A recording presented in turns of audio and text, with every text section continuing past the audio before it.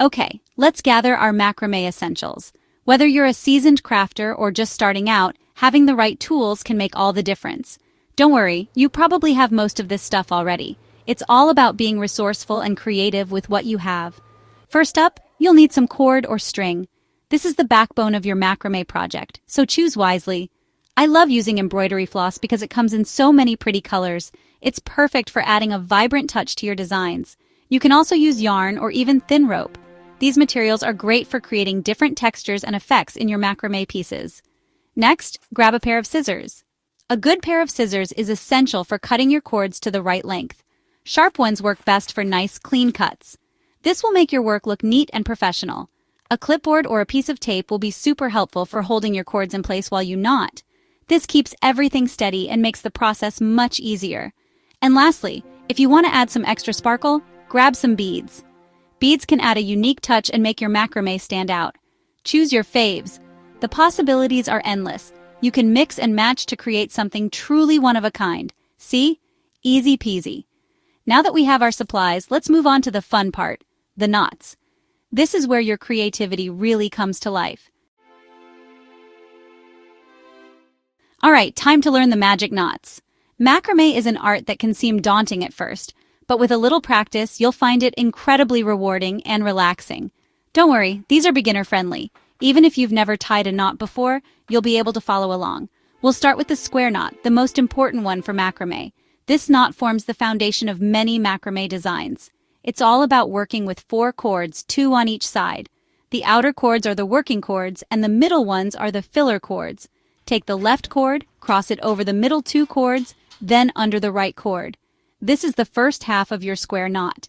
Now take the right cord, cross it under the middle cords, and then up through the loop made by the left cord.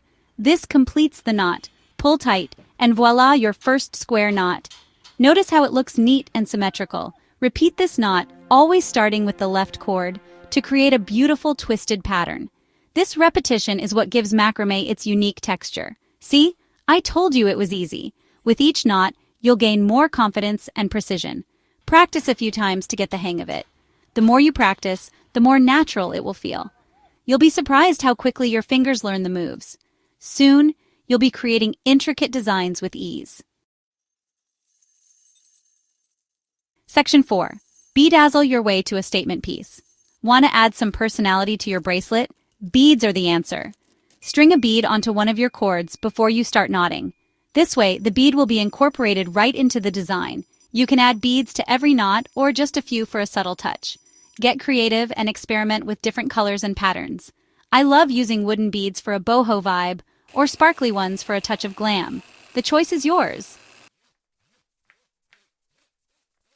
Section 5. Tying it all together. Finishing touches. Almost there. This is the final step where all your hard work comes together. Once your bracelet is the perfect length, it's time to finish it off. Make sure to double-check the length to ensure it fits comfortably around your wrist. Tie a simple overhand knot with all the cords to secure your masterpiece. This knot will hold everything in place and give your bracelet a neat finish. Trim any excess cord, leaving a little tail for a playful fringe. The fringe adds a touch of whimsy and character to your bracelet. To make your bracelet adjustable, tie the 2 ends together with a square knot. This knot is not only functional, but also adds a decorative element. This way, you can easily slip it on and off your wrist. Adjustability ensures that your bracelet is versatile and can be worn by anyone. And there you have it, your very own macrame bracelet. Admire your work and appreciate the effort you put into creating it. Wear it with pride, knowing you created something beautiful with your own 2 hands. Each bracelet is unique and a reflection of your creativity. I hope you had fun learning the basics of macrame. Crafting can be a relaxing and rewarding experience. Now go out there and create some amazing bracelets. Experiment with different patterns and colors to make each piece special. Don't forget to share your creations with me. I'd love to see them. Sharing your work can inspire others and build a community of macrame enthusiasts.